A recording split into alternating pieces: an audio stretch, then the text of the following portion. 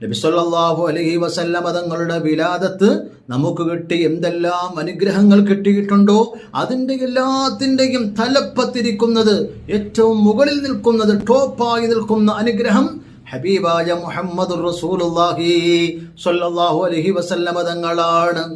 സ്വന്തം കുഞ്ഞ് പിറക്കുക, കുഞ്ഞിക്കാലില്ലാതെ കുറേ കൊല്ലം വലഞ്ഞതിന് ശേഷം ഒരു കുഞ്ഞിക്കാല് ലഭിക്കുക, അതിനേക്കാളും വലിയ അനുഗ്രഹമാണ് മുത്തുനബി സല്ലല്ലാഹു അലൈഹി വസല്ലമ തങ്ങളുടെ ആ വിലാദത്ത്.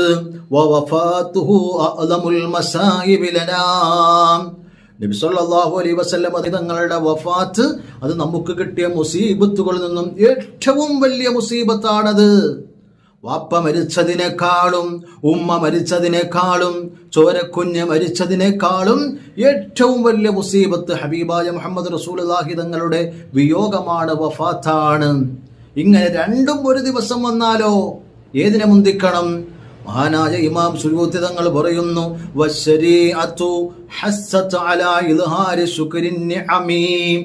അല്ലാഹു നമുക്ക് ചെയ്തു തന്ന അനുഗ്രഹങ്ങളുടെ മേലെ ആ നന്ദി പ്രകടനം, അതിനാണ് പരിശുദ്ധമായ ഇസ്ലാം പ്രാധാന്യം നൽകുന്നത്.